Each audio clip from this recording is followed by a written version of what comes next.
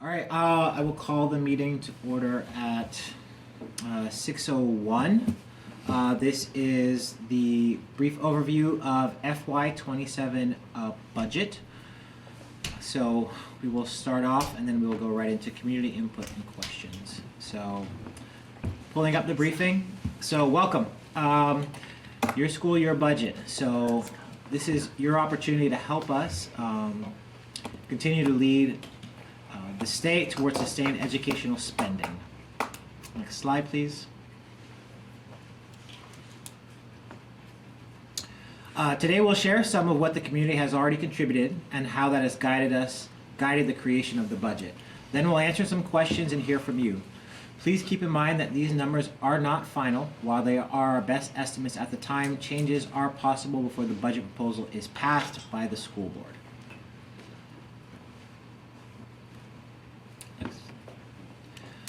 So I will try to read some of the numbers in there, but the main thing, your priorities. Every fall, MVSD puts out a survey to learn where you would like schools to focus spending. The community indicates that personnel and career readiness programs were the most important areas of the budget to invest in. The top graph shows, basically, this is the community input that we received, and it shows what functions are either rated as essential, important, good to have, not so important, or no opinion. The top one is increase investments to ensure competitive pay and benefits to improve recruitment and retention and high quality teachers and support staff. That graph was, the input that we got indicated that 54% of respondents said that was essential, with another 29% saying it was important, and then the totaling of about 12% saying good to have. So that was a strong indication that that was important to those that responded to the survey. The next one below shows increased services for students to be prepared for the workforce after graduation, such as access to career and technical education, work-based learning opportunities, and personalized learning pathways. Again, very positive feedback, with almost 50% saying it was essential, another 37% saying it was good to have, and about 15% saying, about 40% saying important, and about 15% saying good to have. So, very strong indications that having competitive pay and benefits is important, as well as preparing students for after graduation and, different opportunities they could have. Next slide. The budget draft 4. Elaine, you want to read that off for us? Sure. So our current year budget is at $50,956,000. We're proposing a budget of $52,446,848. After accounting for the revenues we expect to come in, we're looking at total education spending of $40,006,042. Our estimated tax rates right now for fiscal year 27, Franklin would be $1.67, which is an increase of 9 cents. Highgate, $1.47, which is an increase of 7 cents. And Swanton, $1.57, which is an increase of 9 cents.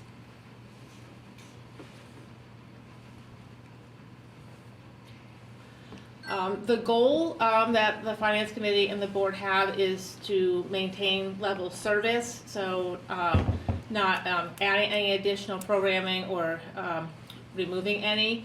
The administration has worked very hard to go through all their line items line by line to find any places where we could shuffle things around and be as efficient and as fiscally responsible as possible.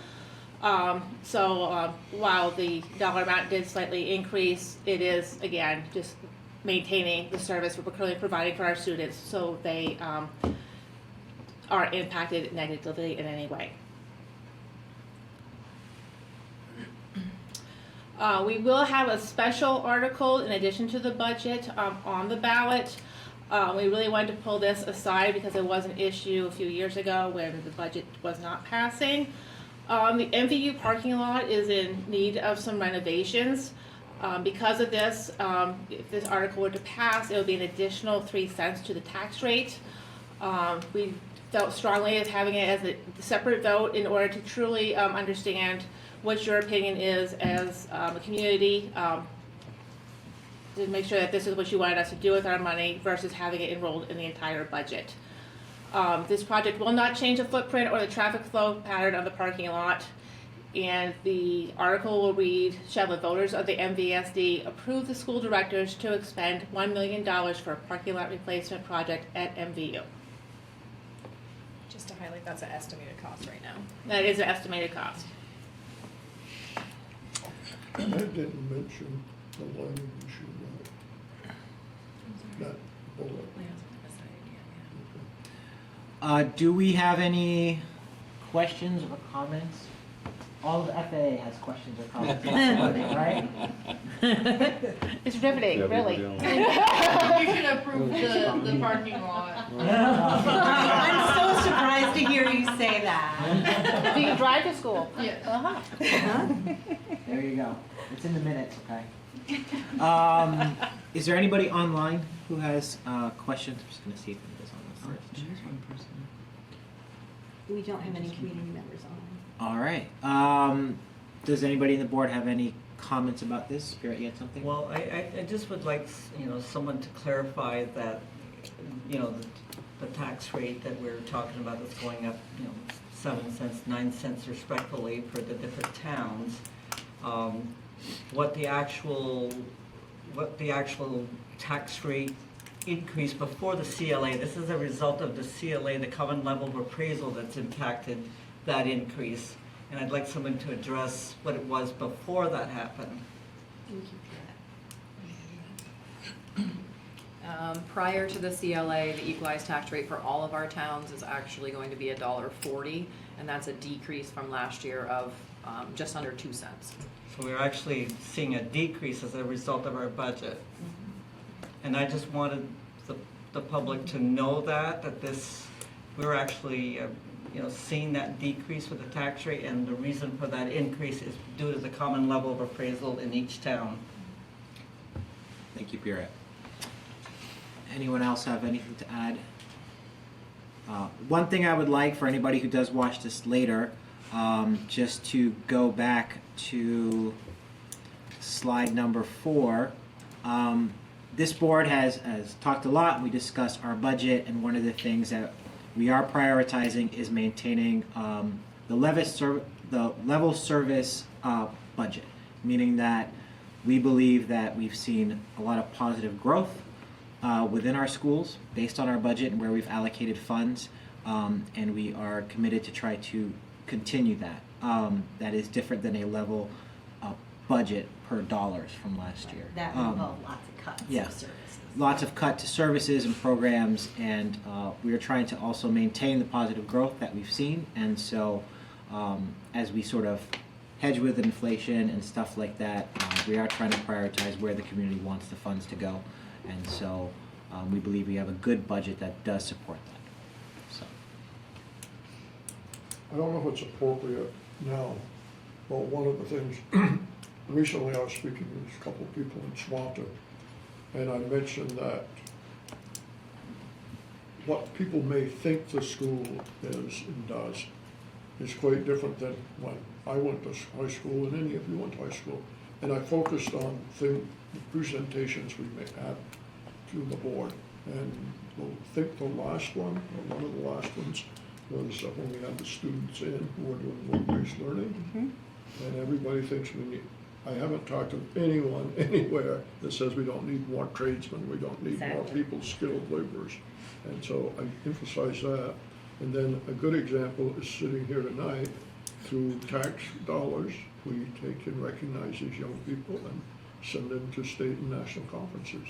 And I think most people would agree with that too. So just a couple of informal type things that probably you don't want to put on the screen, but I think they're points that resonate with some of our public. Well, and it supports the input we've had that opportunities to develop post-high school skills, work-based learning, things that are gonna develop our students to be like strong employees, know what they wanna do. Those opportunities are, FFA is a great example of something that supports that, as do many of our extracurricular and work-based focus opportunities. So much of what we do outside of the typical blocks of school just support that, and it's great that our community really sees that as an important focus. Okay, without any other questions or members from the community, I'm going to close the input session. Hold on. And- Yes. So just to be clear, the budget draft 4, and I know it states it on the article, but that does not include the article, right? Correct. Correct. So that will, just so people understand, that'll be 3 cents higher if you approve both the budget and the article. And the only other, Rennick, we should probably let people know when our official budget information meeting is going to be and when the school budget vote is. Have we scheduled that? I With believe the We finance talked about committee, we February did. 17th. Yes, we did. February What's it 7th. says on here, 210, Did we No, change that's it? our next board meeting. Oh, and yeah. also says 25, so I'm not sure what Where are that you is. looking? it Says does. thank you. Oh, JR might have missed that last slide, updating the last slide, that we had it scheduled for 2/17/26, so the 17th. Okay. All right, so our official budget informational meeting is 2/17, and the school budget vote is still 3/3, or is that a different date? Yes. Town Yeah, we meeting, count yes. On meeting Yes. day, yes. Okay, can you just make sure when the slides are shared? Is that 3/3? Absolutely. Yeah. All right, so I will close the input meeting and at 6:13. All right,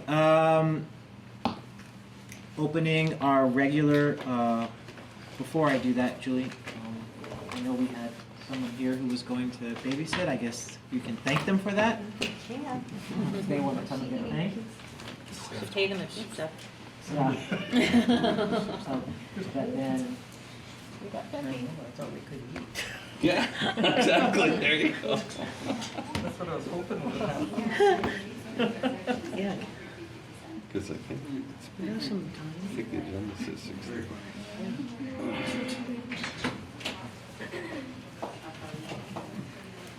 These kids probably need too.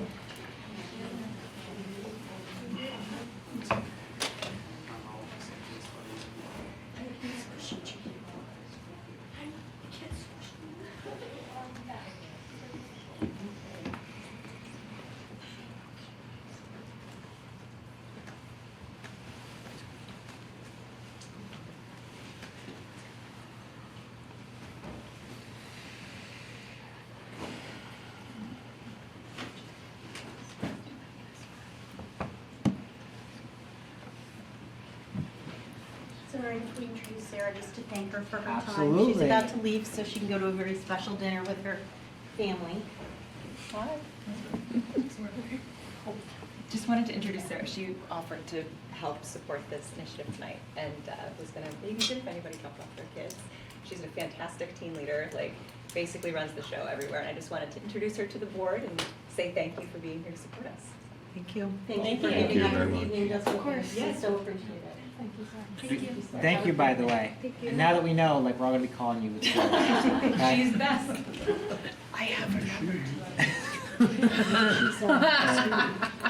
She's just gonna volunteer to do volunteer hours to babysit in case it gets in. Okay, so I'm calling our regular meeting to order at 6:16. First agenda item is Pledge of Allegiance. Can we start? Can we start?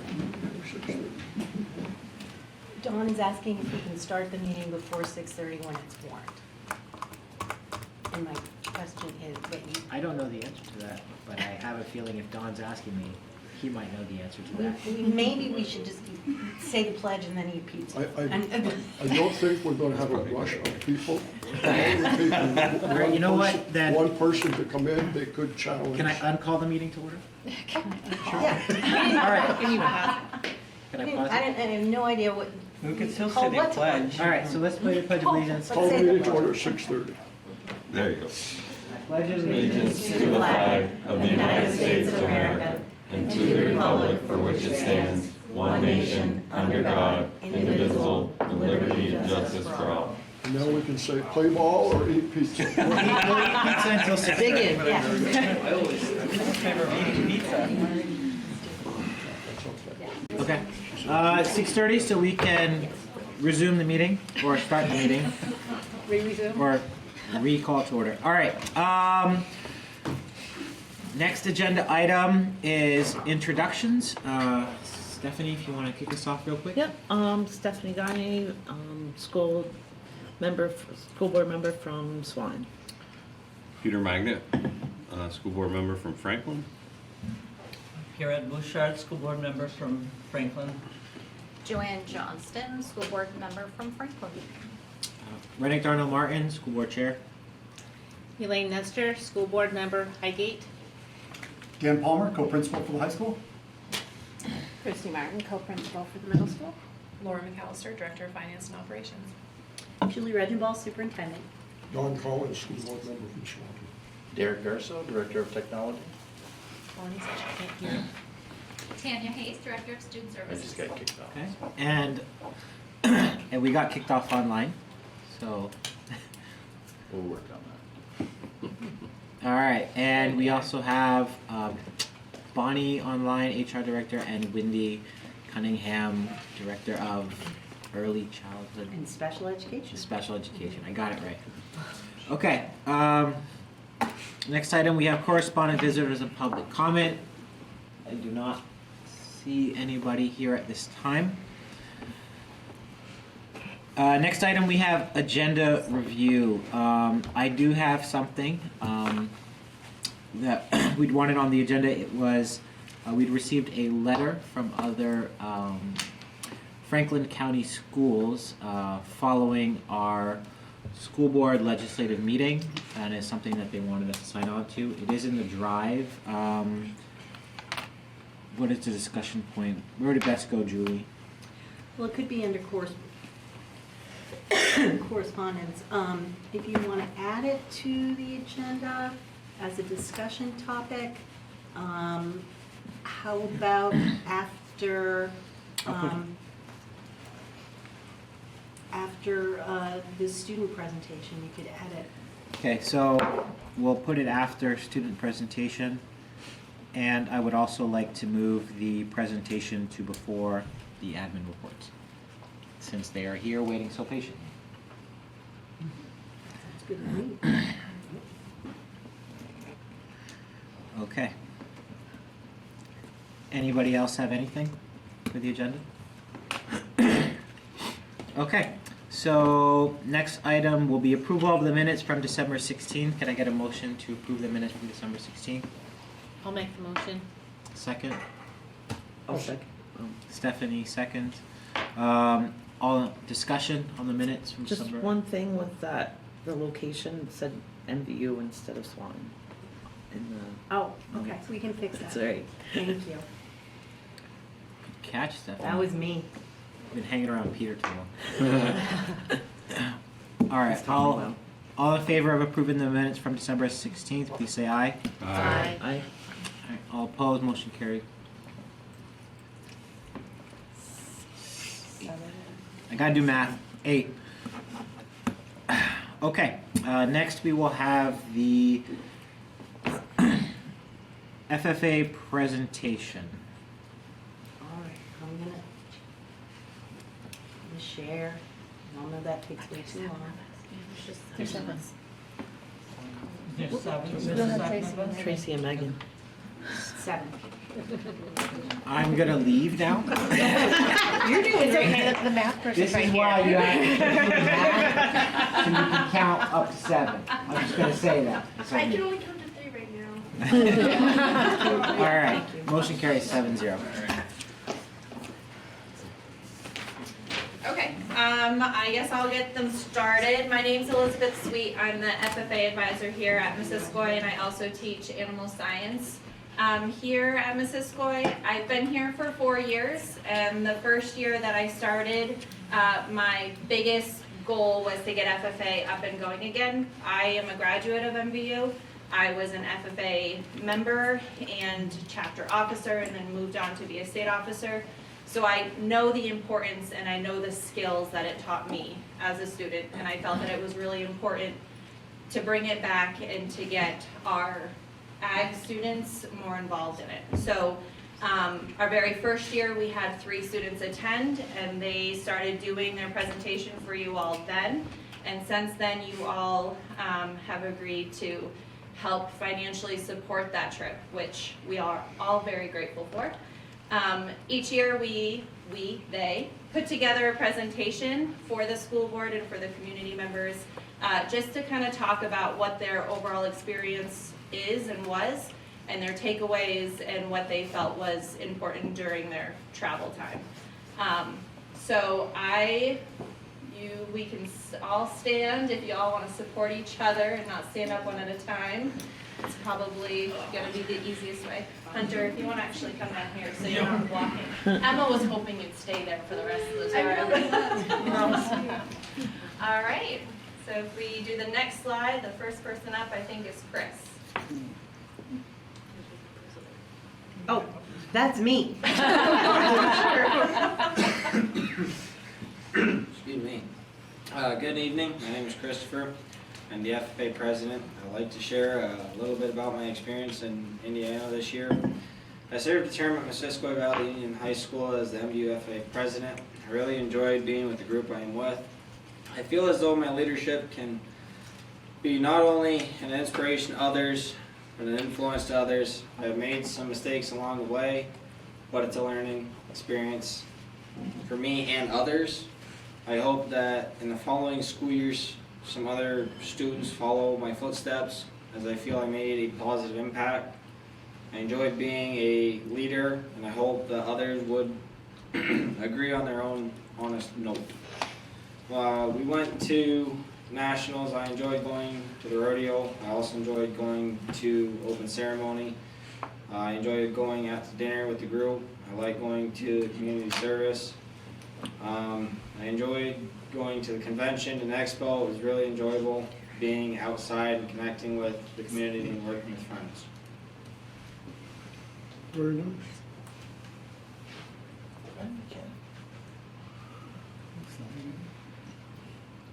Next slide.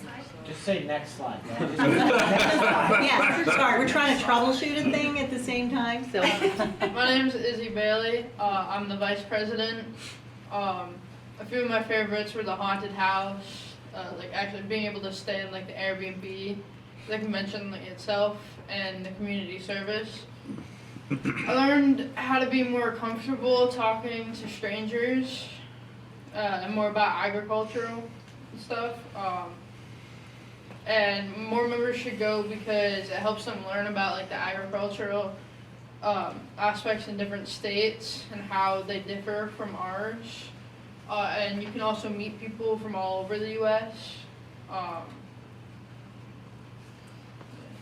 Do you want to explain pictures? Oh, I think Mr. Godin may indicate it, I don't know. The top left picture is a picture of Mr. Godin when we were in doing our community service day. And then the top right is from the haunted house after we had finished it, and the bottom is when we first got to Indianapolis at the airport. I think we take that picture pretty much every year. We do.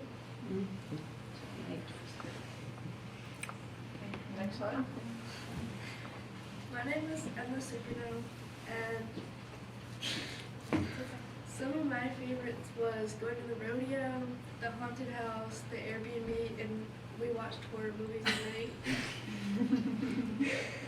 night. Sweet Al. I learned how to be a little more independent and how to talk to strangers. I think members should go because it's a really good experience and you learn more about agriculture and you can meet people from all over the U.S. That next. Is that the rodeo? Next slide. Yeah, that was. Hey, my name is Hunter O'Brien. I'm the treasurer here at the MVU FFA chapter. Some of the best parts I had were the plane rides, of course the haunted house, convention itself, and people that I was there with. Things that I learned that the FFA is not just about farmers and about everything to do with agriculture and agricultural development. The reason I think more members should go is because it's a really good chance to meet new people from all over, and yeah, made some new friends while I was there, so that was cool. Do you want to explain the picture? Well, we got the rodeo on the top left. That's the Lucas Oil Stadium in the middle. That's Mr. Which is where our open ceremony is held. And Mr. Godin on the top right, and our FFA picture on the bottom. I don't know if you can tell, but Mr. Godin's kind of a favorite teacher. There's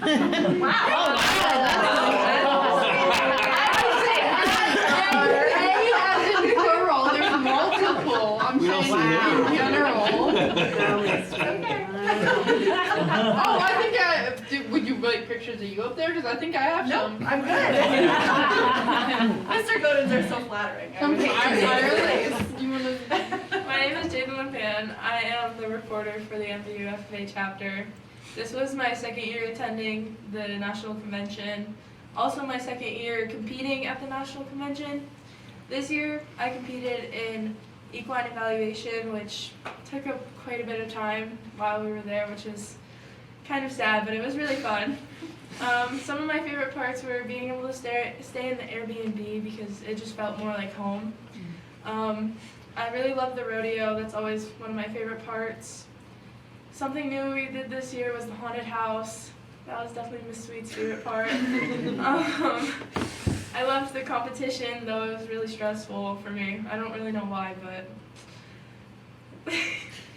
And then I also really loved general sessions. I also could not go to many of those this time around because of how time-consuming my competition was, but I was able to make it to one.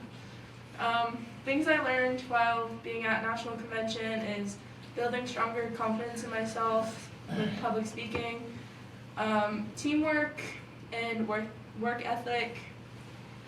More members should be able to experience this because you talk to people from across the country and it's really something you don't get to see very often. You have the ability to explore new places and just explore everywhere around the city. And it's more hands-on learning outside of the classroom because you don't learn stuff about National Convention like directly in class. And it's really fun. Like, I love it so much. Some pictures I took. We had a really tiny rental car. We were definitely crammed in there all 4 or 5 days that we were there. And the bottom right one is the haunted house selfie with me and Miss Sweet. She was already petrified and we hadn't even started it yet. Top left, that was the night before the competition, just me rewriting some of my notes, stressing, of course.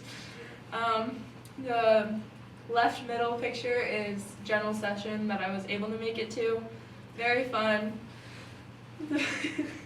And then the 2 top right pictures are from the rodeo. Thank you. This is my second year attending National Convention, and last year I competed, and it is very time consuming. I have to agree with Jaden. This year I was going because I was an officer, and going as just an officer, I got more time to go to workshops, which are team building events, with everyone who goes to the FFA, so it's a bunch of people that you've never met before, and then you all get to socialize. The one I attended and liked the most. Do you remember what the name of it was? The most important word? Yeah, the most important word, and that is someone's name. It taught us some skills of learning people's names, and we did this trust thing where we all got in a line, and a person in front guided us with just their voice, and we all closed our eyes and had to make it around the room. My team was not good. We were very lost. But it was still very fun, and it was lovely to meet all the new people. My favorite part is definitely getting to meet all the new people. Some of my pictures, I love meeting new people, and this is at the haunted house. I had Hamilton on the left and the Lorax on the right. I got to meet them for the first time. And another good part is definitely the expo. I do a lot of shopping, but there's also this part where like you get to learn a bunch of different things and try a bunch of different sciences out within agriculture. I remember I did one that had something to do with mini golf, and if it went through this mini golf windmill thing, it poured water onto a plant, which was pretty cool. I got to play that and do a lot of things like that, which is very hands-on and just shows you some cool things that are going on. We stayed in an Airbnb, which is different than last year. We stayed in a hotel last year, and I'd say the Airbnb is a lot better. You get to see everyone you go with. When we stayed in the hotels, it's obviously separated, boys and girls. And in the Airbnb, we could all be together in common rooms, so it wasn't so separated. It wasn't as boring. I wouldn't say boring. It was at the hotel, but it was definitely more fun being able to all interact with each other. And it was definitely better for building with everyone there, and definitely my chapter officer friends. Thank you. Definitely better for staring the sweet food. Yeah, once they figured out that I'm a huge scaredy cat, they took full advantage. Oh. It was Halloween. It was Halloween while we were there. I'm Natalie. Things I enjoyed were the rodeo, meeting lots of new people, and competing. And then things I learned were hard work pays off, and more confidence in myself and talking in front of people. And members should go because it's really fun. It's a really good experience. You learn a bunch of stuff. You get to see a lot of different parts of like the country and stuff, like people from the country, and just being there is just so much fun. And some of the pictures were a general session, a random building that we saw, the rodeo, our team, the good spaghetti place we went to, and then the haunted house. The spaghetti factory. Yeah. Tradition. I want to know what the mega store is. Yeah, what's the mega store? It's a huge store. Yeah. It's That's like such a it's a bunch of different brands that come together in this big section of the convention, and all members are allowed to just go in there, shop, waste a Like lot there's of money. like It's there's like really clothing dangerous in there. and there's like cups and like just basically a bunch of like FFA apparel and stuff. Oh, A okay. lot of famous brands in the agricultural world, like I think King Wrangler. Ranch and Wrangler and Yeah, Harriet and all that stuff. And then you meet there's a lot of famous people that go as well, like a bull. Yeah, and there's a bull rider, Dale Brisby. I don't watch that, but he was there. Wasn't there an Amish dude there? There was an Amish guy there, and he's super famous too. I don't remember. Was it the same? Bishop. Yeah. He was there? Yeah. So Jacob was also at The the expo. Dairy Expo that occurred in Essex, so I didn't know if they were confusing. Oh, maybe we are. But that's okay. There are a lot of famous people also at the shows. At the Dairy Expo? I got that super cool hat from Miss Sweet and all my I Heart Milk stickers. You know, Terrell's not here. There's no, Yes, Terrell unfortunately wasn't able to make it tonight. Now that he is a graduate, life hits hard, adulting hits hard, and unfortunately he sounds like he wasn't approved for time off and whatnot. So I can read his explanation or his blurb for this year. So Terrell says that this year was his final time going to nationals as a member of the FFA. It will be bittersweet for him as well. He's glad that he's done school. He's sad to be out of the FFA. Some of his favorite moments included watching the horror movies with the rest of the chapter, going through the haunted house, and hanging out in the kitchen since they had time with the Airbnb. He wants to thank the advisors, the school board, and everyone who donated to the officers and those who attended for allowing this amazing experience. As you guys heard, a difference this year, we stayed in an Airbnb. It rotates because there's so many states that attend nationally. They rotate which states get group housing within the city. And this year we had to be out of the city anyway. So we explored Airbnbs, and I would say that that was a highlight for everyone that attended. It gave them time, it gave us all time to spend time with each other. We cooked meals together. It was Halloween, so their vote counted more than my vote. We all watched horror movies. And it was just time to relax. I think that when we were in the city, I gave them some free time to be out and about because there's only so much you can do in a hotel, where once we ate dinner, we came back to the Airbnb, or we made dinner at the Airbnb, and then we had time to just kind of relax with each other. So that was a highlight for sure. So I think it also kind of saves money For sure. being able to cook at the Airbnb. I think one night I made chicken Alfredo. Yep. We had chicken Alfredo. We had had pizza. We had pizza. Mr. Godin will forever have to go because he cooked breakfast for them every morning. Oh, wow. That is not. Misty will do just about anything, but cooking is not a strong suit. Almost made you cry. Do the dishes. Almost made me cry. I do the dishes. Yep. Yeah. So this year we also had a team and an individual competing. So Natalie, Emma, and Jaden all competed at the national level for equine evaluation or horse judging. And then Terrell was the competitor for the state for extemporaneous speaking. And there isn't enough, I can't give these students enough credit for the preparation that goes into competing.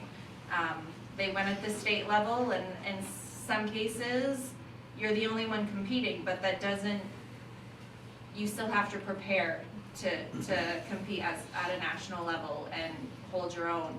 And they did it. They worked through the summer and then through the fall to really make sure that they were well prepared. Terrell actually got stopped by one of the judges afterwards and was told how well of a job he did. So that was really good for him to hear, even though he didn't place nationally. Getting that type of feedback lifts a person up for sure. So It's made a big difference. I've seen the difference it's made for him, and we talk all the time at where he works. And I know he's really disappointed not to be here. Yeah. Yep. I'm so glad you read that. Many of you talked about meeting students from throughout the country. Are there any students that come from foreign countries or Puerto Rico? There's Puerto Rico, yeah, and the Virgin Islands. Unless they're an exchange student, there's not really anyone from a different country. But it's still really great to see like the diversity of just in the U.S. Like how much there is of. Did you guys do the pin thing? So we did get pinned. I know I got pinned a few times. I don't know who else did, but. And then signatures. Yeah. So signatures are a big one. Yeah. You get this pamphlet that has all 50 states and Puerto Rico and the Virgin Islands, and people try to go around and get your signature, or they'll get a picture with the back of your jacket and make TikToks. Yeah. There was It stopped quite a bit. yeah. There was one time. Vermont. Really hard to People find. didn't think we existed. No, 70,000 people. Yeah. Pretty. There was one time, who was it, that when we were with Mr. Godin, we had a bet on how many times we'd It get was me. stopped you, within Terrell, like and 50 I yards. think Hunter. How many times was Was it? it? Was it like 5? I can't remember. Yeah, we got stopped like 5 times within 50 yards. So it's like constant. Well, thank you so much. I know the board really enjoys every time you come to present every year. We look forward to coming back next year. Yeah, we appreciate it. So, Have you all been before, or is anybody the first time? This was my first year. Really. First time? Excellent. Because I just, I want to say, I'm so pleased that we're doing this, because we've seen it every year since like the third time. This is the fourth. Fourth This is my time? 4th year. Yep. And you keep coming back, and I see more and more confidence, more and more leadership skills, all things that are going to serve you well as you leave MVU and go on with your lives and remember these times. I think this is really an awesome thing that you guys are able to do, and it just makes me feel good to see how much you guys are getting out of this. So it's worth every penny. How many students from Vermont attended? Have any idea how many Vermonters were there? How many students were what? Sorry. They're from Vermont. There's like 17, 14. This year there was right around 25. It typically varies depending on finances at the schools for the students that get to go. You guys are by far the biggest contingent from Vermont. Absolutely. Yeah. Absolutely. In And 20 it's- years from now, you're gonna be shopping, you're gonna be involved in something. Somebody says, oh, I think I saw you in Indianapolis. It'll happen, I promise. So it happens. I tell these guys all the time that the connections that I made as an FFA member, I've carried through since being an adult. And now we go to these events and I see fellow FFA members that are now either ag teachers or FFA representatives. So it's something that will stick with them forever, for sure. Well, thank you so much. Thank you. So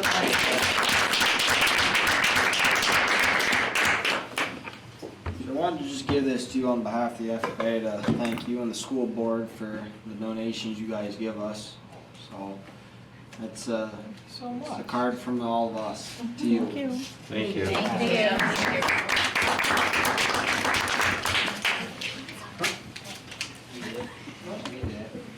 you. Award. It says Now's your chance to 2025-26 MVSD School Board. Thank you so much for helping provide this opportunity, signed by all of you. Very nice. Thank you. Yes, please take these. I was gonna say, now they're gonna. Good.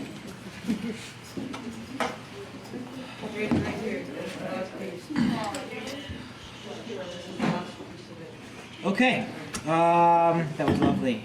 All right, our next agenda item, and move through some of these a little quicker, is we have MVU and district reports.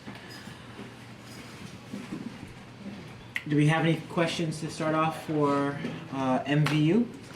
I just have to say, I did listen to you on Cool 105. You did? Nice.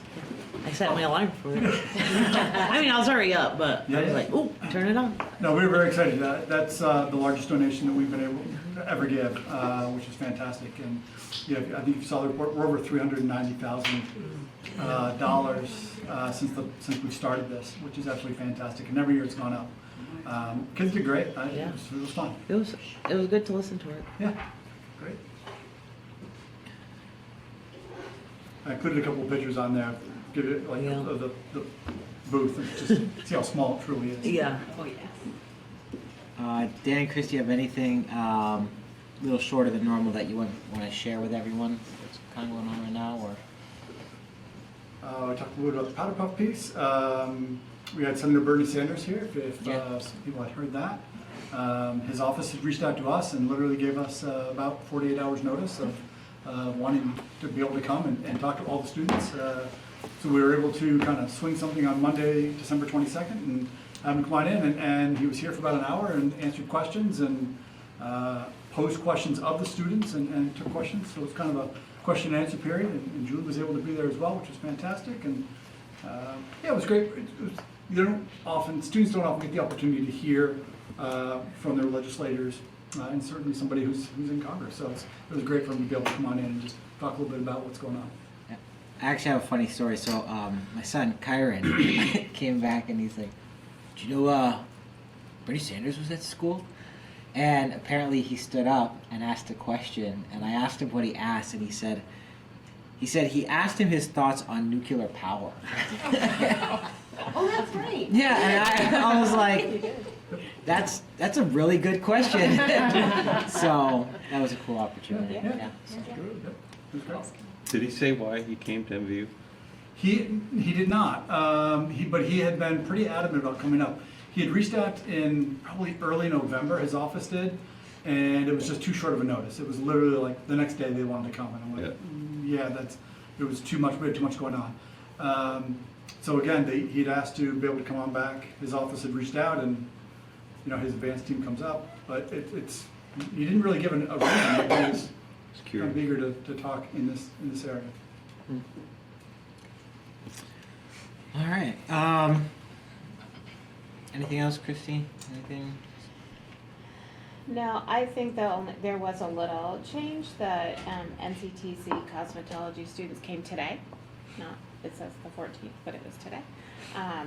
And they cut lots of hair. Kids are so excited. They just get really thrilled about it. Some of the students are MVU students, and they love coming in. A couple staff members jumped in, got some trims. How come there's no school winter break? When in February? It says no school winter break. Because that's usually when we have our winter break, is during that time.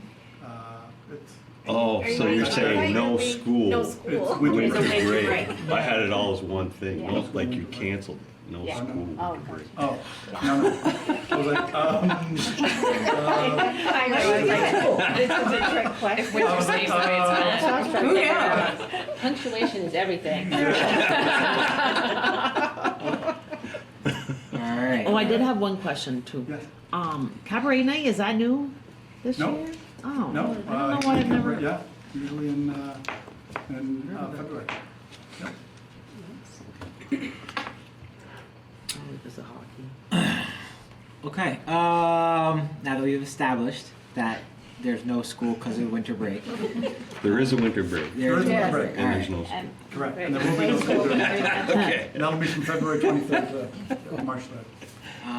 Okay. So on to admin reports. I do want to comment, Julie. So I don't know if everybody had a chance to read that section. Governor Scott did give his opening remarks, opening session remarks. My takeaway from that, Julie did kind of highlight that, was seems very intent on keeping to his vision of what Act 73 is, and not, he said, quote, that he would not approve any budget that did not include, I believe it was, something to do with the districts. So I think that it's going to set up a very interesting legislative session. So It'll be dynamic. It'll be dynamic. So like I said, I'm keeping an eye on that. So that was some good information to have as things kind of start off. Any questions on some of the other reports from any of the board members?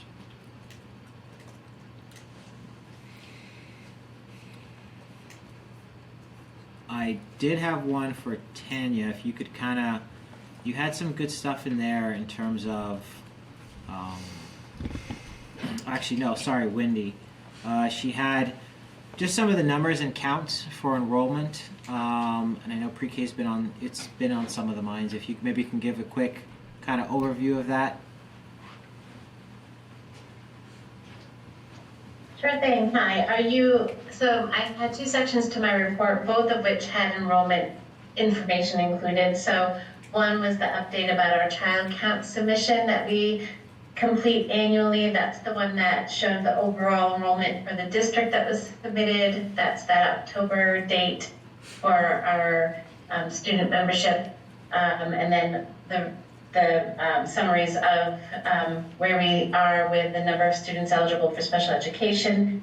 And then I had the pre-K enrollment or application and registration period opening. They do, some of that information kind of goes hand in hand. Is that what you're asking about? Yes.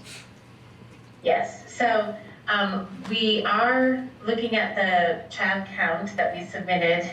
We are up overall as a district, and as I reported earlier in the year, we're back up and running with our 3-year-olds. Last year we had to offer reduced programming hours. We didn't hit that threshold due to staffing shortage of teachers to be able to count those students, so they're now back in our count. We're keeping a close eye on that. In March, we start to gather the interest from the community from students who are currently enrolled in pre-K, if they're planning to come back for a 4-year-old year, as well as kind of combing the community for interest and encouraging people to indicate that interest through the application process. Then we take a look at the applications and the returning students that come in, and compile that together to see if our current structure of number of classrooms and sessions in each of the buildings is adequate, and if we are expected to be able to be staffed to run those at the level that they're running at. So we're still at a point where we need that information from the community about who is interested in coming to school-based pre-K, so that we can start to take a look at those numbers. And what is it, can you kind of define other health impairment? And Great question. Yes. So other health impairment would be a medical diagnosis that has an impact on a student. First, a medical diagnosis alone isn't enough. It has to have an impact on their education, whether it impacts their strength, endurance, their alertness. Maybe they are overly alert to stimulus in the classroom. So some of those can be ADHD, for example, could be another health impairment, a variety of other medical conditions, epilepsy. There's a whole list of them that would be diagnosed from a doctor, and that can be considered in a IEP team or an evaluation team, if it were determining eligibility, can take a look at the diagnosis and then a look at the student's functional performance in the classroom and see if there's an impact on that expected performance due to that health impairment.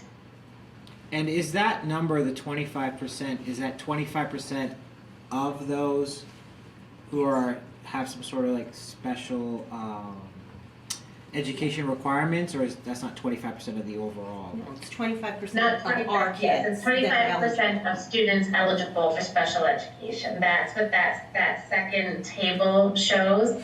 Those are all of the disability categories that we have, and it breaks down out of all of our students eligible for special education, which that first table this year we're at 402, which is down from last year.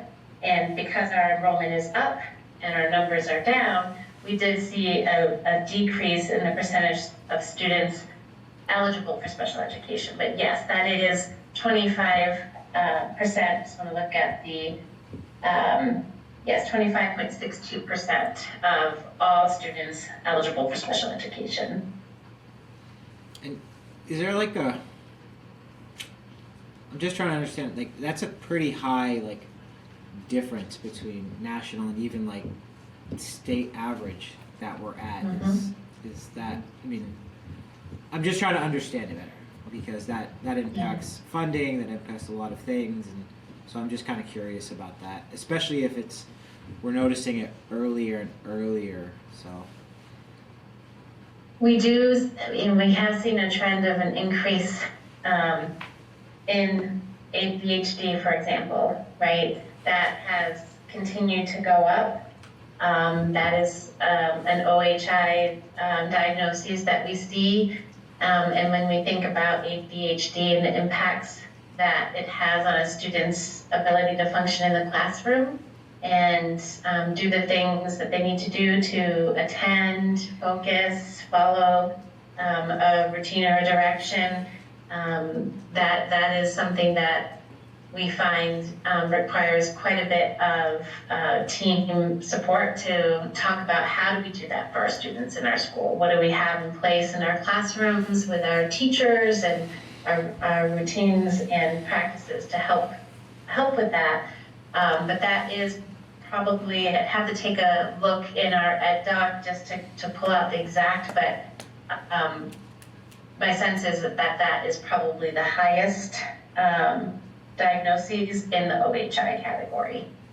So are you seeing like more, is it more students are showing that, or you see more students who are being diagnosed with it? Like if somebody was to walk in. Probably both, yeah. Yeah. Both. The other thing to mention is that you're asking about OHI, but we definitely have seen an increase in the diagnosis of autism. And we've been seeing that for a while, for quite a few years across the state and country.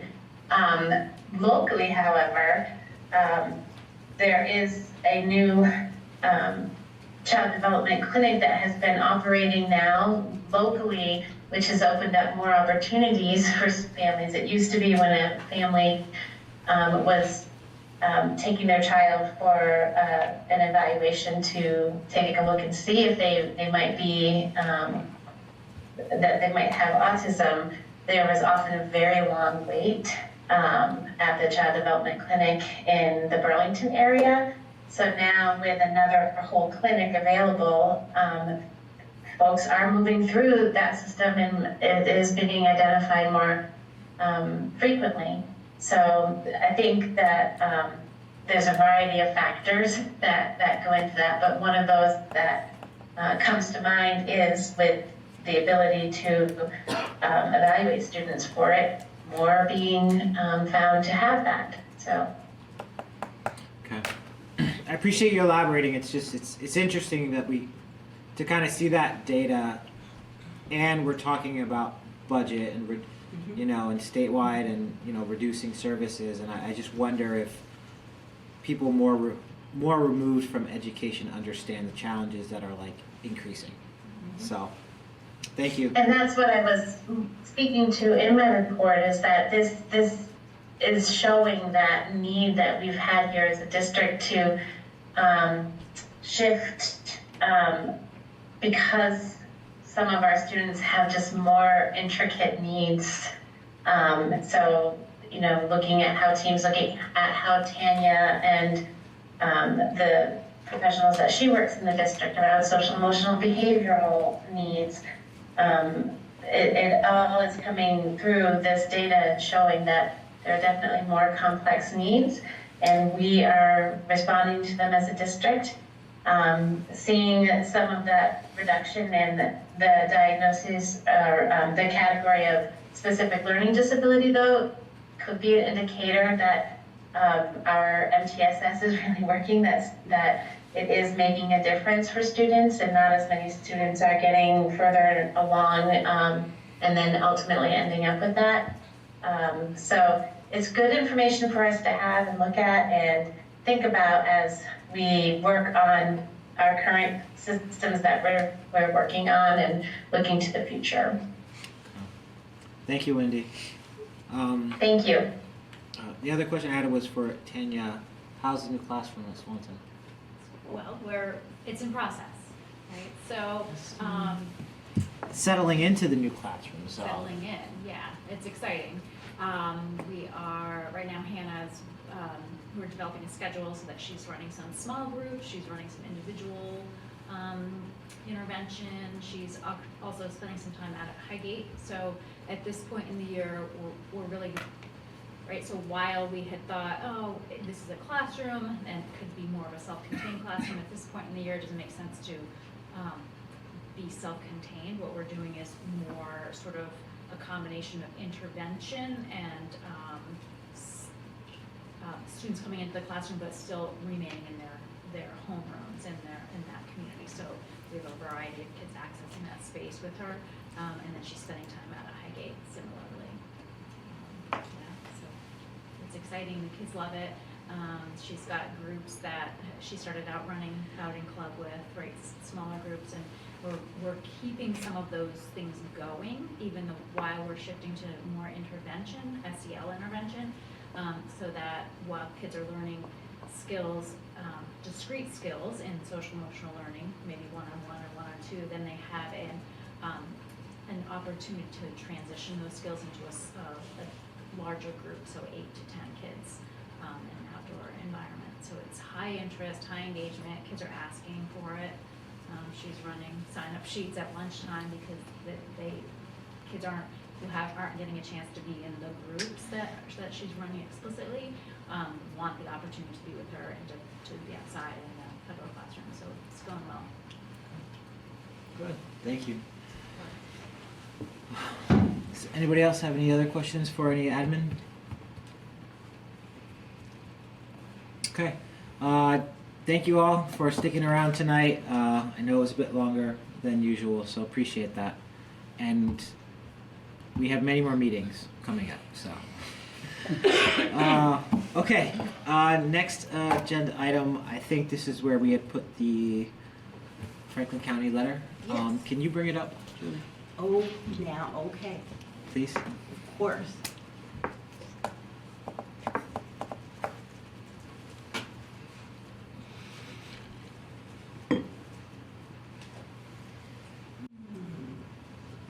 Copy, what is it called? Joint letter. Joint letter, Okay. yeah. Pull that up. And share. There it is. Okay, so I'll kind of just read this for the board. So I had received this from the Maple Run chair. They sent it out, I believe, to all the chairs from Franklin County School Boards, and this is a letter that they are drafting. I just want to pull up here to read it better.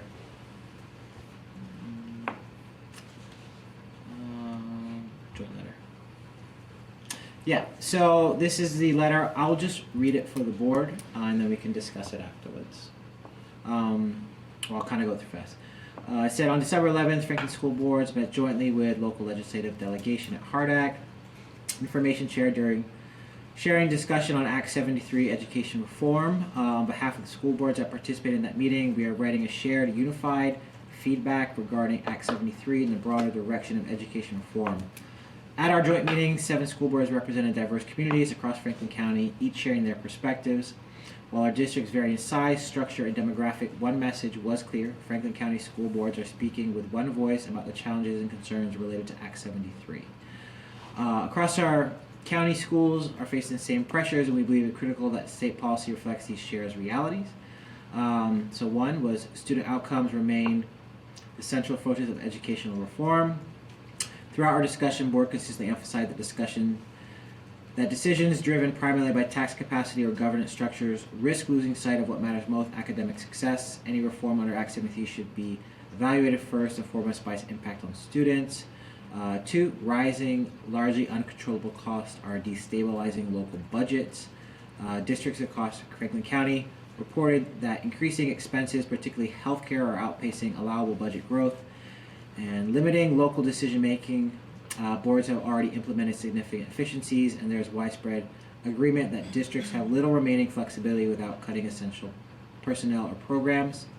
There was local control and community voice are essential, especially in rural Vermont. Boards strongly value local governments as a means of maintaining accessibility, accountability, and trust between schools and communities. There was some more there. And then equity must reflect rural and high poverty realities. Franklin County districts serve communities with significant economic challenges, transportation barriers, staffing shortages, and limited access to services. True equity must account for these conditions and ensure that reforms do not unintentionally disadvantage rural schools or small communities. There was mental health and student supports needs are increasingly falling on schools, as we just talked about. Boards described as growing responsibilities to address student trauma, behavioral challenges, and mental health needs, often in the absence of adequate external services. There was a strong agreement that these costs should not primarily rest with the education fund, and that Vermont must invest in more comprehensive statewide systems of care. Finally, boards expressed the need for transparent, data-driven decision-making and a respectful state-local partnership. We urge legislators to decouple redistricting discussions with foundational finance reform, provide clearer guidance and timelines, and continue engaging with local boards as partners in shaping sustainable solutions. So there's a bit more to that, but that's the essence of the letter. Yeah, it would be a board decision if we want to sign on to that as a board, and yeah, so I'm just going to open it up to discussion. My only concern is all the M dashes. It looks like ChatGPT proved it. That is possible, but I think is do we agree with the intent and what it's saying, and do we want to have our name attached to it, even if AI helped write it, which is writing everything. So I don't think we can vote on this tonight because it wasn't warned. And I know other schools haven't voted on it yet, either, or other school boards. So I don't think it would hurt for us to look at this for another couple of weeks. And well, I think we're meeting again next week, are we not? We are. yeah, well, there we go. I think my question is, but does the board want to put this as an action item for next time? We don't have to. Yeah. Yes. Yeah, yes. Meet next week. Yep. We meet next week, yes. What are we meeting next week for? Budget. We added, remember we canceled in November, so we have 3 board meetings in January because I can we see it on enjoy my calendar. spending time together. And 3 this week? I know we 3 this We have 3 together this week. Every opportunity to hang out with you, Peter. You got an extra You week. guys need So an what's next? Airbnb. Is it Tuesday next week? It is Software Tuesday next together. week in Franklin. Yes. That won't be here. Oh, no. We got a whole week's rest in between. You won't be there for Franklin. I won't be around. So. I'm sorry. That's the meeting that Kosha will be doing a presentation, and then, because this agenda was really packed, and then it's the meeting where you'll adopt the budget on the 20th, and then the 27th will be in Highgate, which will be a regular board meeting. Would do we want to put this on the next agenda, or would you rather wait till the 27th? Well, is there a time frame for this?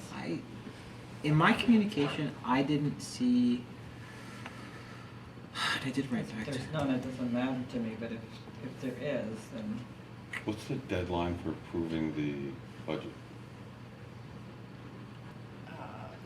Well, it's more about the warning. I don't know what the actual end date is off the top of my head. I'd have to count backwards at this point.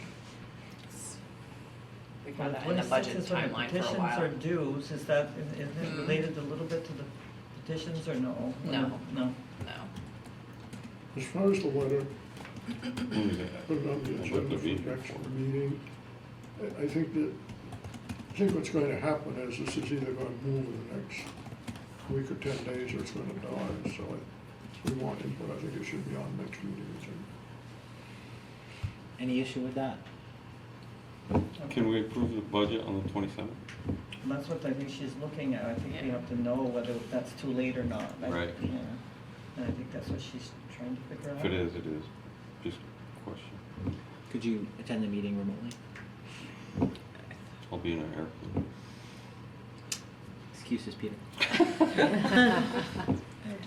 I think it's fine because our ballots are coming faster, and our annual report is typically, I also need it for the annual report, so but we do our own annual report now, so really those are usually what causes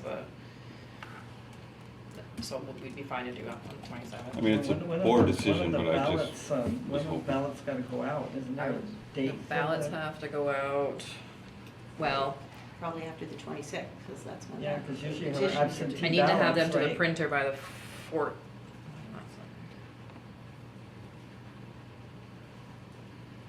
This is a deadline for Yeah. absentee ballots. Well, to the towns is when I need to have them, though.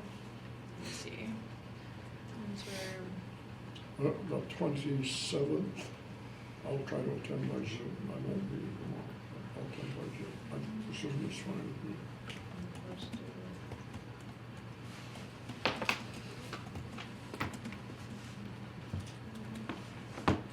10 days to show.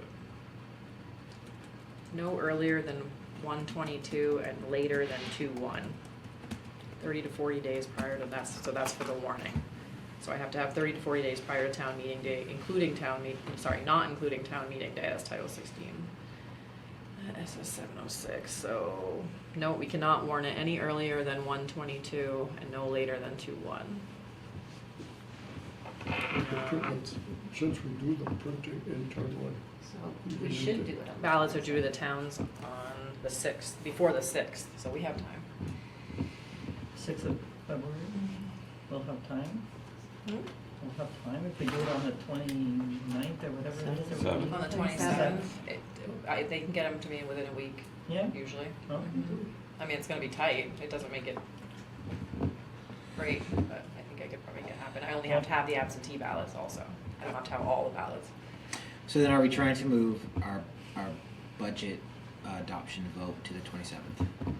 That's what I think he's asking. I'm just asking that, but if it doesn't work for everyone else, that's okay. I just want to make sure that that's Do we have candidates yet? I mean, are people aware they should be getting out there getting a petition? We only have had contact from 2 folks in Swanton. All right, so what I'm just going to do for right now, Kick some Highgate butt. hold on, is I will table this until we get to future discussion items and the stick that we have on the agenda, okay?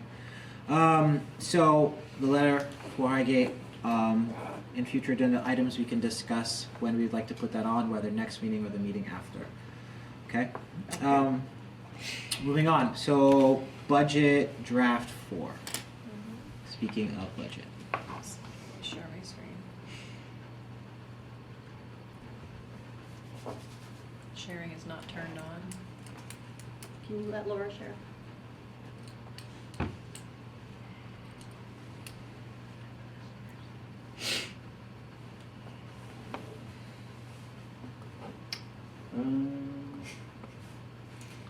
Doesn't look like you can.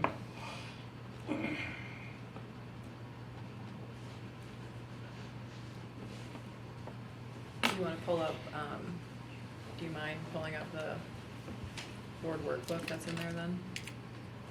Is it on the agenda? It's not on the agenda, but it's in the, Draft? that's weird, I was sharing earlier.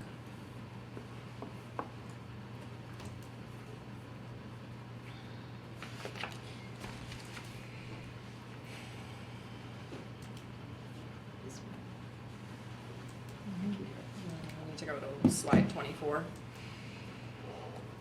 Derek, I can do it. Okay. It's the same, my sharing's not turned on. I don't know. Lost my privileges, I guess. Number 24? Oh, sorry, actually, I'm down out of my order because we were 33. So you have, in your board workbook starting on slide 3, you have a link to draft 4 with the full budget. This change since the last draft 3 is actually down about 147,000, almost 148. So the total budget amount is 52,446,848. Increase over fiscal year 26 is just under 1.5 million or 2.92%. The only changes in this budget draft, and the Finance Committee has heard about these, are basically the MVU department budgets. That includes Ag and FFA, athletics, and then also we've taken a look at overall throughout all the schools and MVSD-wide instructional technology and administrative technology. MVU departments, you can see the budget there, $258,739. That's math, science, social studies, family and consumer science, all of those categories. A slight increase, we use OpenGov to collect line by line department budgets, and then Dan and Christy take a look at those and go through them, and then Dan and I sit down and have a conversation about if the increases or adjustments are necessary, but just a slight increase there. Ag and FFA, Total budget together is just under 80,000. That's an increase of 21,000.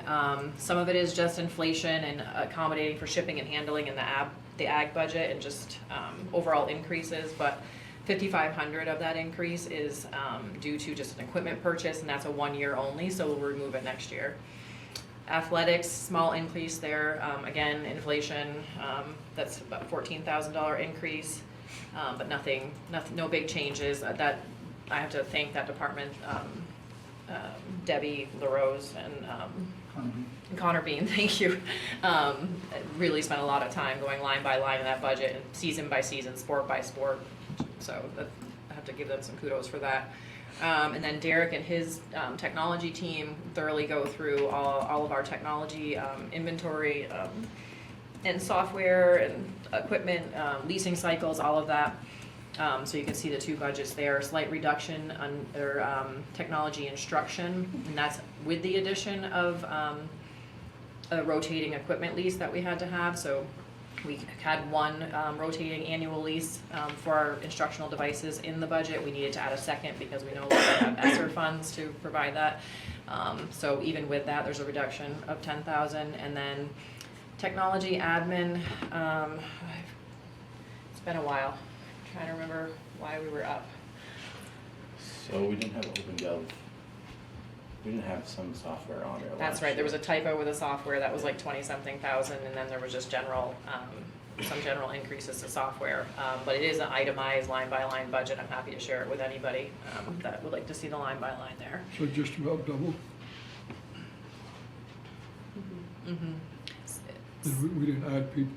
We did not. This No. is not looking at salaries and benefits. No, this isn't people, this is things like Power School Okay. and the OpenGov software that is used for, it's not for instructional purposes, it's for the Yeah. running of the school and the management of So systems. this is an annual cost, then? Oh, annual cost, yes. Have we had an increase like that in previous year? I don't know if it's necessarily an increase other than general inflation of the cost, but it's a accurate accounting of all the softwares that we need and a consistent coding of all of those softwares. Yeah. So this slide represents the tax rate information and ed spending information. This is without the special article that's under consideration. I won't walk all the way through it since you're familiar with this now, but the net ed spending, the budget increase would be under 3%, it'd be at 2.9. Oh, revenues, we now have a finalized audit, which I'll share with you in a little bit, but our carryover was a little bit larger than what I had anticipated, so that did help our revenues. I also took another look at our grant revenues and some of the smaller local and state revenues. So revenues are up about 10%. That helps offset some of the increase from the expenditure budget. So that's equating to a net ed spending increase of under 1% now with that increase in revenues. Spending per long-term weighted ADM would be up $203. That's under 2%. And that would give us an equalized tax rate that's actually going down, as I mentioned during the input meeting. It's going down just under 2 cents, or 1.2%. With the article, With the article, we are looking at the same expenditure budget, then we add in, I have 985 here, we know it's gonna be between 985 and probably 1.2, but we're still finalizing that number, but I'm using 985 for the purpose of this slide. Same increase in revenues, and then we have a net ed spending increase with that article of almost 3.5% or 1.3 million. Spending per long-term weighted ADM goes up to 508 or 4.2% increase, and that gives us an equalized tax rate of just under 2 cents. And then, unfortunately, we take the CLA into account. And if you're looking at the purple columns, the top represents with no special article, the bottom is with a special article. You can see the increases. No article is between 6 and 11 cents, and then with the article, 10 to 15 cents. We did receive the actual CLAs. We had estimated CLAs before. Franklin and Swanton did not change, just a tiny bit, but Highgates did change almost 1% from what they had estimated, which the state provided the estimates. I'm not really sure why that was, but it did make Highgate's increase more in line with Franklin and Swanton. They were a lower increase before, but now they're more in line with the others.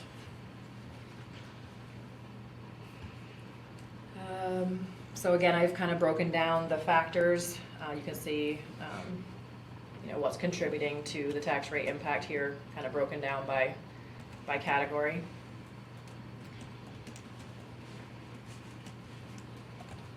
When did the legislature last year decide to kind of freeze the CLA on the? CLA is always about this time. Yeah. The yield is the one that, it's interesting, I was talking about it to Julie today, because at VASBO last Friday, we were talking about the fact that we've only gotten the one that was in the December letter Right. as an estimate, and usually we will have like 3 estimates by this time. Not official, because the December 1 letter is always the official, but there's always some talk out, Speculation. yeah, and even with the governor coming out and saying he's going to apply this 75 million, no one has seen another number or another outlook or forecast. So like when the yield goes down, that's not as good news for us, right? The yields, If the higher yield goes yield, up, It's good. it's like a seesaw. right, the higher the yield, The lower the rate tax goes rate. down, so this is not good to see it go down. We would want to see the yield, you know, if, I would say to the community, this is probably the worst case scenario, because if the legislature is going to put some more one-time funding, they always call it one-time funding every year when they do it. But if they add some general fund to lower that, that would mean the yield would go up and our actual tax rates Would go down. after CLA would go down. Like That's what- a that's That would hundred, be the hope. $100 increase, $100 increase to the yield is 2 cents on the tax rate. Okay. So, Yeah. just to put it It's in, a big lever. to put it in A perspective. little politics going on there. Oh, yeah, I mean, a lot of that going on. Did you want me to go to the next one? Yeah. So I always, this time of year, share what the ballot language and special article language would look like. Again, these are estimates based on draft 4, but you could see that it outlines the result in the per pupil education spending would be at $12,393, which is without the article, which is 1.7% higher than the per pupil spending for the current year, and then we would have the article separate for the $985 after that. People would vote on 2 separate questions. So Dawn had asked about that earlier. When are you planning on deciding about the lights and wasn't there facilities? I think we were talking about some facility changes coming up for draft 5 we were hoping to talk about tonight, and then that's the thing. So that timeline, the RFP for this, we have that RFP being launched for the civil engineering for the parking. Jason and I worked on that timeline today. I think we'd still be okay if we waited to finalize the article. But Jason will have more solid numbers too, didn't he say? By the end of this week. Yes, Yeah. hopefully, yeah. All the numbers for the parking lot? For the And the lighting lighting. piece. Yeah. We have the estimates, you know, but not for the lighting yet. Okay.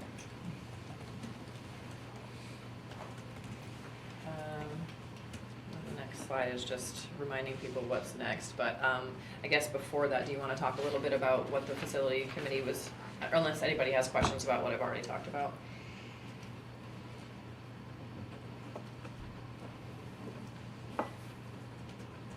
You're talking about the, What we're proposing for draft 5 from facilities, you guys want to talk about that tonight, I think? yeah. Yeah, okay. I can't share my screen, so.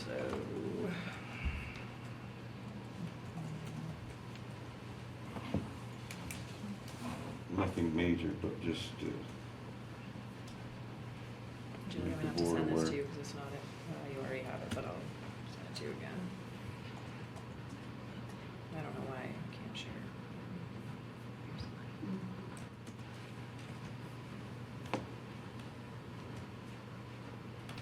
I just sent that to you.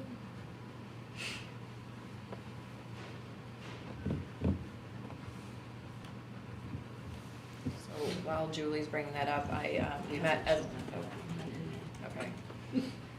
When she gets it, where it has to go first, but, Jason and I met, and then we met with, the facility folks last night, and, but Jason and I took a thorough look at the facilities budget. We haven't really had a chance yet to look at repair and maintenance items, furnitures, fixtures, all those other lines besides capital projects. So that's kind of the last piece of the budget development. There are some increases that we'd like to see, again, just general inflation, shipping and handling. I forget the number that Jason said last night, but Up to 20%. 25 to 35%. I was gonna say, I think it's higher than that. Just in shipping costs, when we order things like furniture or anything larger, or even supplies, like the shipping costs are just out of control. Order to Amazon and one to Prime. He doesn't like to order for commercial furniture from Amazon, I'll tell you that right now. So, just teasing. yeah.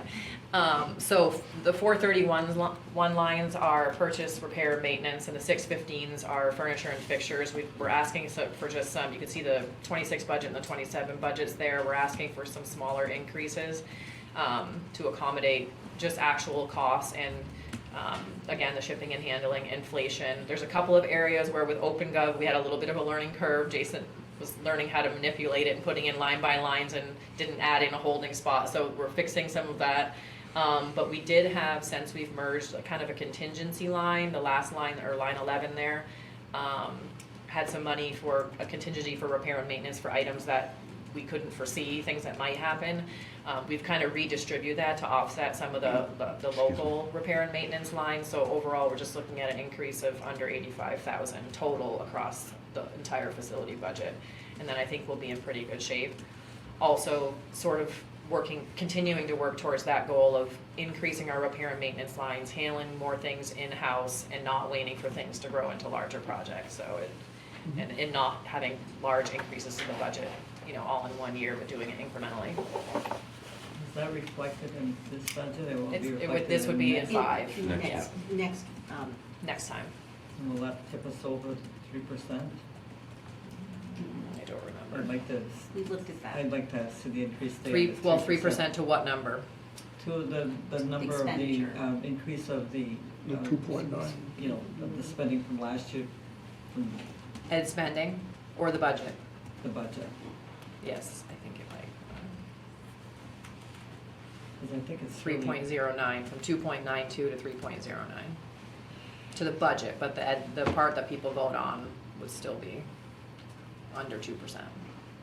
The increased spending per pupil. Part that they'll see.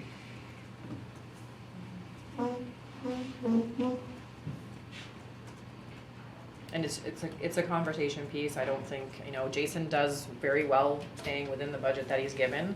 It's just every year when we're working with facilities, there's these smaller projects that we try to say, okay, we've handled the big ones with the leases and the other financing options, or within the line item in the budget, but then, okay, we'll try to absorb some of these smaller things like finishing up on the security projects with repair and maintenance. Well, that's not a normal repair and maintenance thing, so and every year we keep doing that, so it just gets a little tighter. But it's for the board to consider. So we'll bring that to you next week.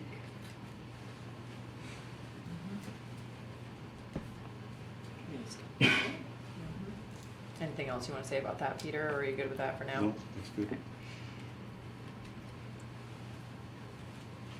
I think one thing we've done the last 3 years, maybe even sooner, earlier than that, but we're doing more and more with our own people. Correct. And that's a good trend. But you do reach a point where we'll need more staff. Not at this time, but I don't see that. Not right now, but I think we're doing well maintaining what we have, and we are anticipating all of the expenses that we can, which is also important, and we're preventing, as much to the extent possible, bad things from happening. With some of those increases people have gotten in the maintenance, we're keeping people. And that's a savings. I mean, the taxpayer may not see it. Well, they gain more skills every year that they stay too, yeah. They gain more skills and you're not having to train people.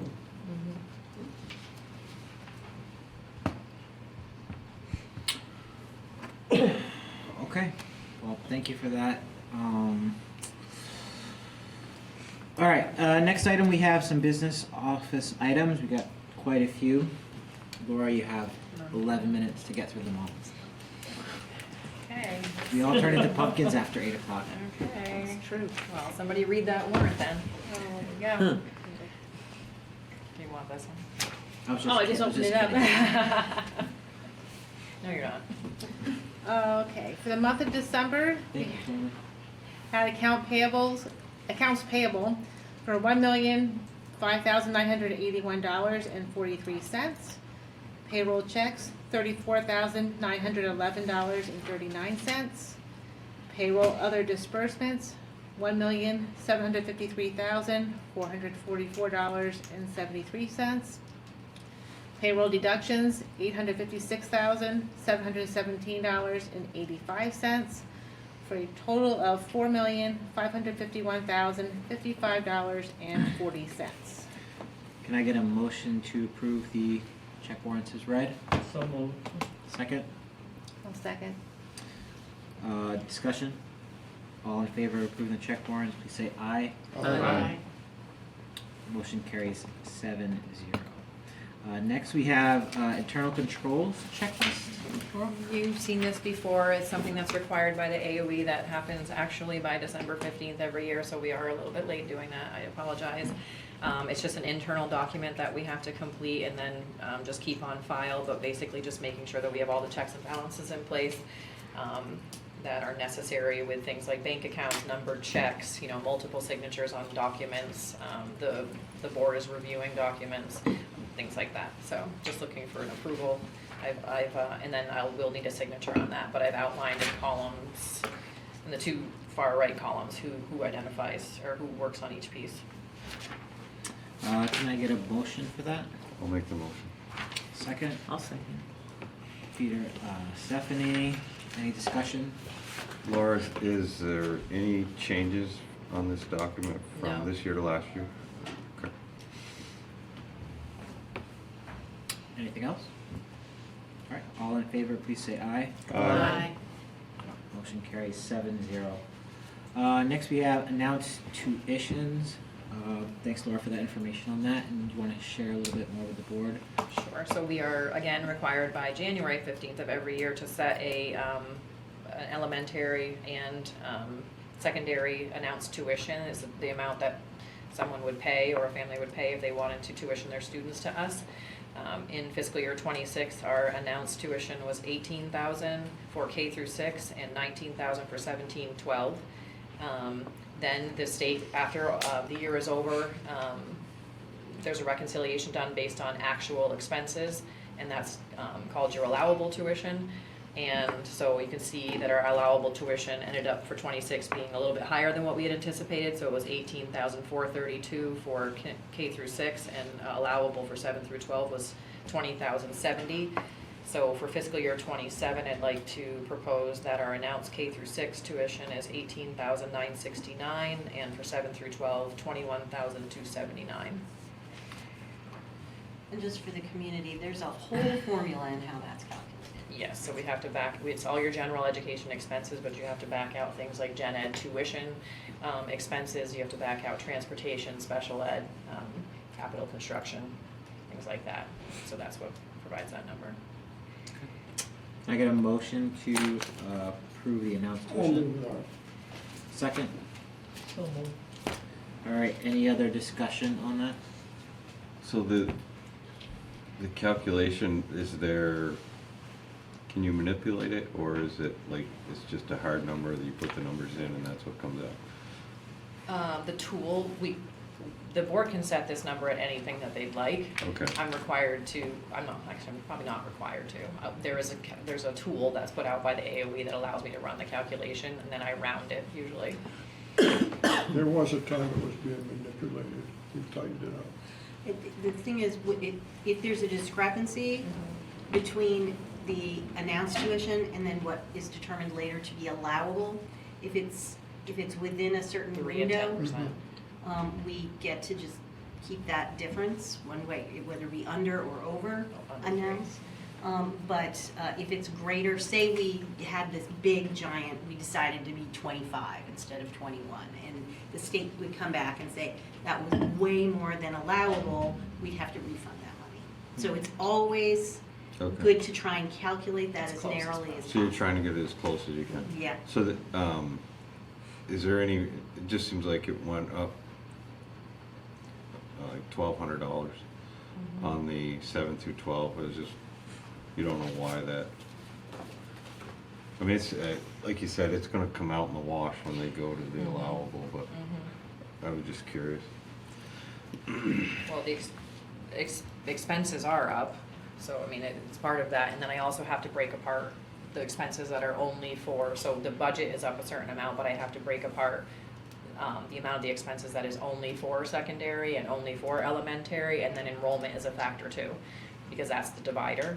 So I can only take the secondary enrollment and divide that by those costs, and then the elementary, so enrollment plays a role there too. Well, it's costs and the number of students Yeah. that make that vary. And that's what sending districts would be paying per student as well. We have Albert, is that what it is? Correct. The Sheldon send us in. Yes. So you don't wanna leave money on the table, but it's, Nope. you don't wanna be. Yeah, but sometimes you can have those swings if there's a bubble class or something like that. How close are we to the other districts?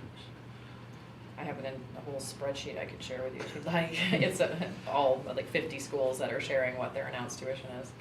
Is it, but they're similar, or? Oh yeah, I mean, well, I say that. I mean, the area schools around us, most of them are higher, like Maple Run is higher. I can No, share that's fine. some with No, you, but I that's mean, all right. some are as high as 27, 29, but then there's also some that are, lower. Okay. But they have the expenses to pretty much document the rest of it. Any other discussion on that? All right, all in favor of approving the announced tuition as read, please say aye. Aye. Aye. Opposed, abstained, motion carries 7-0. Yeah, so they have them too. Next, we have the F-26 financials. Yes, and that's for the current year, and I did include a summary, so that's there for the board to read. We really just, that's more informational unless someone has a question. But right now, we're projecting a carryover just over 5 million, but there's a lot of school year left. I did want to just point out that if you look at the cover page, the revenues, you will notice the almost 7 million coming from the capital lease, but that's offset with the construction costs under the 3,000 lines on the last page. So that's you know, there's a net there, although not zero, but it's netted almost fully.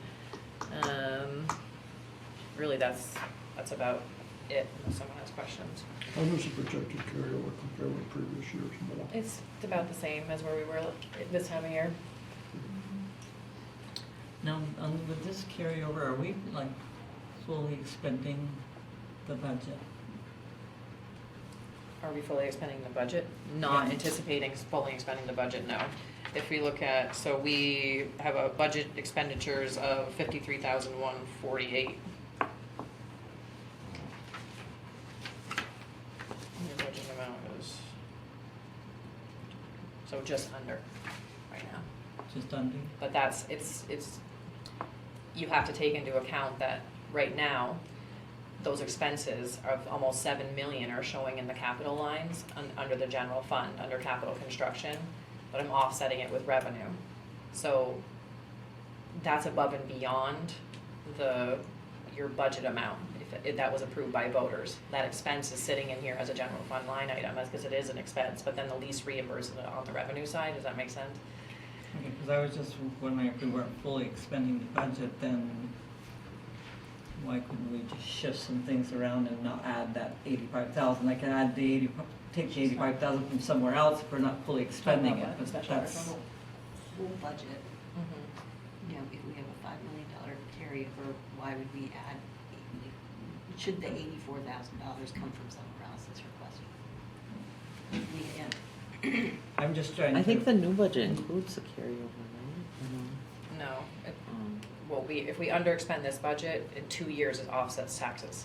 skips a year. I don't know what 85,000 you're talking about, I'm sorry. For the facilities changes, the repairs. Oh, the facilities? Yeah, you're wanting to add that, but could you find it somewhere else if we're already under expending this budget, and there's somewhere we're not spending? Well, I'm just, We can do that. I can tell you that with the budget draft as we're seeing right now, the increase to salaries and benefits, I'm trying to absorb as much of that as I can in the Yeah. 27 budget by going line by line by line and decreasing where we can. Yeah. And then also accommodating inflation. Like, we've spent a lot of time going and looking at, I think if you remember last draft or the draft before, me explaining that we looked at 3-year and 4-year trends and historical costs and all of that. I mean, I don't have a crystal ball, but I think we've done a lot of that work. I think we've reduced lines where we could have shifted money and moved around. Is most of this carryover because of the increased revenue? I mean, like, I'm trying to think of how do we answer. Right now, yes, a lot of it is. How do we answer the public, right? We're also When gonna- we're saying, we're well, we've also- got this carryover, how do we tell them why we need this increased budget if we've got this much of a carryover, unless we're fully expending our budget but we just got that much more revenue. I'm always conservative with the revenues because we don't know when we're going to receive them, or like things like the special ed extraordinary and things like that. But also, there's a lot of year left. Yeah. So, Yeah, I know, I'm just trying to prepare for that question, I should think, that come up? yeah, I think we'll notice, as we do every year, that this is what I'm projecting right now. Next month it's gonna drop, the month after it's going to drop, or sometimes towards the end of the year, we know that out-of-district placements and things change. But a couple kids moving in, or some out-of-district placement, transportation, things like that. Some of this is unfilled positions right now too. It's positions that we want to fill that have remained vacant, or they were vacant for the first half of the year, but that doesn't mean that we don't want to fill them and we're not keeping them. So yeah, I totally understand what you're saying. It's a lot there's a lot to the answer. Right, there's a lot, but I just Yeah. want to be able to answer it, because I'm thinking, it seems like a large number, and so when someone sees that large number and they're saying, well, why are you increasing the budget by this much when you have this from this year, then must be you have, That number will be will definitely be a lot smaller as we get towards June. Right.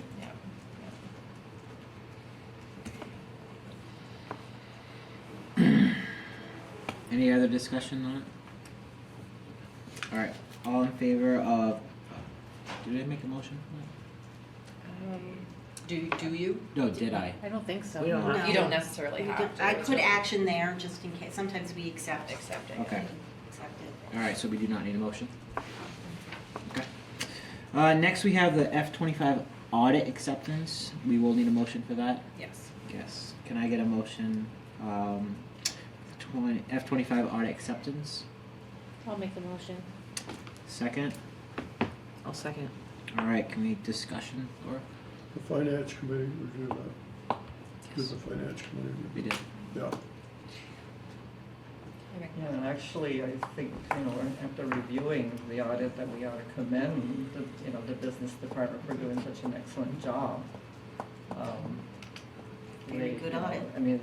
Each and every year, it just seems to get better and better, and I realize that there are people, that are helping and supporting Laura, but I do want to at least acknowledge and commend Laura for her leadership. Keep the same team. That's what It's a good team, for sure. Now, what about the auditors? Thank Do we you. have to go out to bid again? We don't necessarily, they do change our lead manager of our audit has changed now. This will be the third one over the years though, so that's good. It's a different team of people that are coming in, so yes, we're working with our HR, but There's no competition, is there?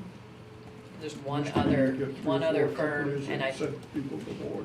I don't think they're taking on any new clients actually.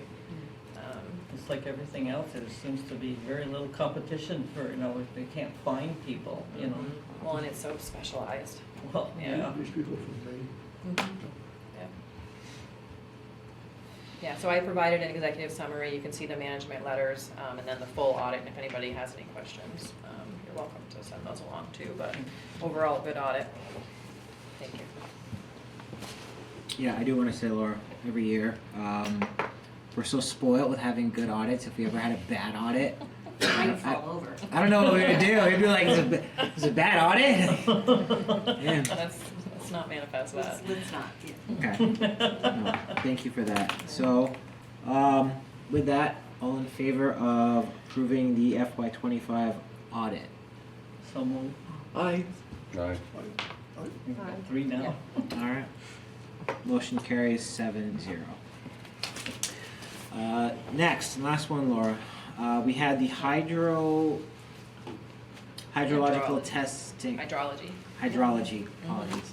Testing requests for the town of Highgate. That letter is in your board drive. I will just say it seems that they are requesting just to do testing and believe. That's absolutely it. Yeah. At this point, they've done a feasibility study, and looking to bring water service to the village of Highgate. And they have a couple of options. One of them that's the most feasible really involves one of our properties. And at this point, before they engage any further in that dialogue with us, they would like permission to come on our land and do testing to see whether it is actually appropriate enough, how many gallons per minute and so forth, that would be required to meet the needs of the village. And so we talked about it in facilities yesterday. We're in support of that. They would, of course, if they dig a hole, they'll fill it in again. It's, they'll take care of all of that, but it's the logical next step. And it's probably I look forward to seeing the results of that. You can't say hit oil then. Well, if they hit oil, then that's a whole other conversation. I'm really not thinking they're gonna hit. You see the big If I read correctly, that's right behind the arena, right? Mm-hmm. Is that no major digging or anything? No, they have to, I don't pretend to know what's involved. I do know that we have a guarantee from them that whatever they disturb, that they will fix. It's not property that we use. We make sure that, When you say Hey. behind the arena, you mean like the fields The or tree like line, behind the tree line. behind the tree line? Okay, all right. But is they're looking for on our land too, or? yeah, right that's on what the they're land? looking. Sorry. They're trying to see if there's water. They're gonna douse it. No, they're not. All right. Now we're getting silly. Can I get a motion to approve the testing request from the town of Highgate? So moved. Second, Second. Elaine, all in favor of approving the request, please say aye. Aye. Motion carries 7-0. Next, we have possible finding for executive session. As premature knowledge would place one or more parties at substantial disadvantage, and this is for staff negotiation and administrative contracts updates. Can I get a motion for the finding for executive session? So moved. Pierrette, a second. I'll second. All right. All in favor of the finding for executive session, please say aye. Aye. All right. Finding carries 7-0. All right, future agenda items. We have SEL data. Okay, budget adoption.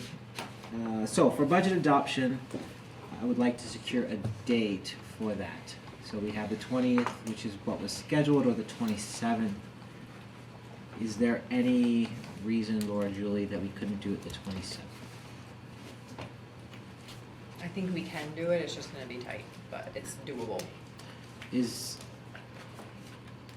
aside from, not to single you out, Peter, but is there any, what else supports it being on the 27th, on the 20th, as we had scheduled? Are we missing any other board members next Tuesday? Well, we know Tracy will not be here. Megan, I don't know.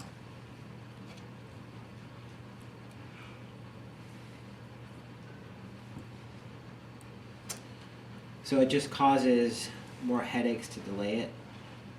It's just, More nerve wracking. yeah, well, we're at we're relying on the printers for the ballots to get them to the towns, and it's just, everybody's kind of in that rush. I think it's doable. I know what the normal turnaround time is, but if 5, or 15 schools put them in at the same time, then I'll be emailing them every 5 minutes, but I think we can pull it off. It's just the absentee ballots that I have to turn around that quickly. Yeah, that's a good. I would suggest if we just keep it on the 20th, and I think, was there any objection you had to the budget at this point, Peter? No, that's fine.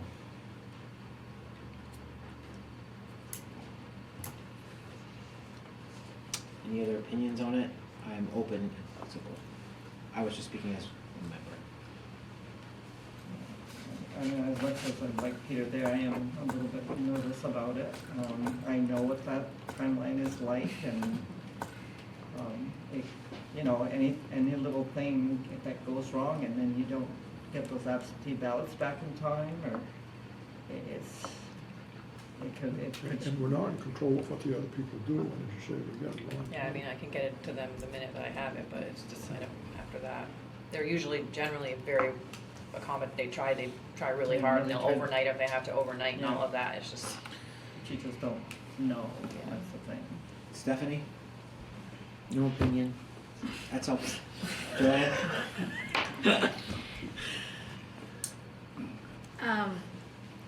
That's fine. Keeping it Tuesday's fine. Okay. I'm just trying to get some opinions. As much as I like Peter there, I think we're better off to do it Tuesday. We should reach out to the members that aren't here, because Yes. passing the budget is, we should have as many I agree. people on that as possible. Call us in the plane. So right now that's. They frown on that. Right now that's just Megan. Dawn, do you? I'll be on the 20th, not on the 27th. Okay, so we'd be missing one anyway on the 27th. Okay. So what I'll do is we will schedule it for the 20th. I'll reach out to Megan. If she says she's not available for either one, at least one way we have 8. Mm-hmm. Okay. Okay, so we will Which schedule. people call you? Do you know when people aren't coming? I do. You do? Well, but I sometimes I know last minute, right? Like Megan let us know yesterday she wasn't going to be here today. Okay, so we'll just keep it for the 20th, and if for some reason a few members feel like they can't be here on the 20th, then we'll try and move to the 27th. And I do respect it. I understand what you're saying. I completely get it. Okay. And as they say, I plan to be on Zoom, hopefully, but I'm not worried either way. I think if we aren't there on our budget right now, we're never gonna be there. I mean, we've seen a few little wrinkles tonight, but I feel comfortable if you go whichever way. But if you go the 20th and it doesn't work, do it the 27th. And for the minutes, so far you are supportive of the budget, Peter, correct? Okay, so, because there was a year when it wasn't, so, but I. Different drafts. Yeah. So we had so many things. All right. Well, because that's important, because, being able to say, yes, I would have, had I been able to be there, I think is important. Okay, the other thing to deal with is the letter for Franklin. Yep, I- we'll put that on there. I say that, but I still have some angst over the special article. Okay. Just bring that up now, or? I brought it up at the meeting last night that, I'm afraid it might kill our regular budget, because it's bringing up so high, and I've heard from a lot of people with their health insurance premiums going up so much that there's only so much, right, that people have. So I don't know if it's the right time to have the special article that's going to increase and believe me, I'm on facilities. I totally support it, would love to get that driveway paved. I just, the way the finances are right now, it's hard to get that support, and so I'm nervous about that.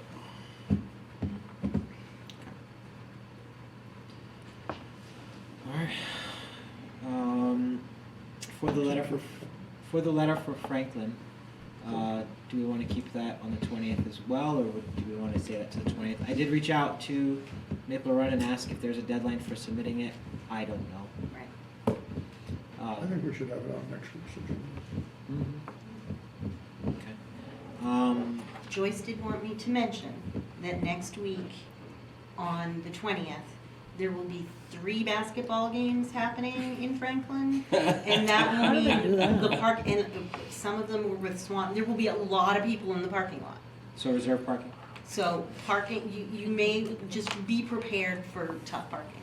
Just Yeah, Carpool. I'm concerned about it because we went to a basketball game the other night and there was only 2 games and it was hard, like somebody left, that's why we got a parking spot, and so I'm concerned about. Tell Joyce to put some signs out reserved for school board. You guys might Yeah. not end up meeting anyway. Well, the thing is that, you know, if it wasn't winter, there, you could park Go on the around road. back. You could Yeah. run- Or in the back or on the road, but being winter, depending on the weather, I mean, there may be no snow, it might still be able to park on the road, but if there Wishful is. thinking. Okay. All right, so next agenda, we'll have the letter on there too. It's relatively straightforward as an action item. And then the subsequent meetings in Highgate, we will have our kid governor, who is an official superstar now. Yes. She's awesome. Yeah, I'll like intimidate him with this kid governor. And then we will have Highgate town manager on. You'll So have Highgate what? Highgate town manager will be at Highgate on the Yes. 27th. Just gonna give some updates. Okay. Anything else? Trident's coming up? I think that's all right. Our next board meeting is Tuesday, January 20th at Franklin at 6 p.m. And next we are I'm looking for a motion to move into executive session. I'll make the motion. Second. Second. All right. All in favor of moving into executive session, please say aye. Aye. Inviting in the superintendent and the business manager. Yes. Do you want the HR director or no? I can just, yeah, no. No, she's not. Tell her thank you. Bonnie, you're off the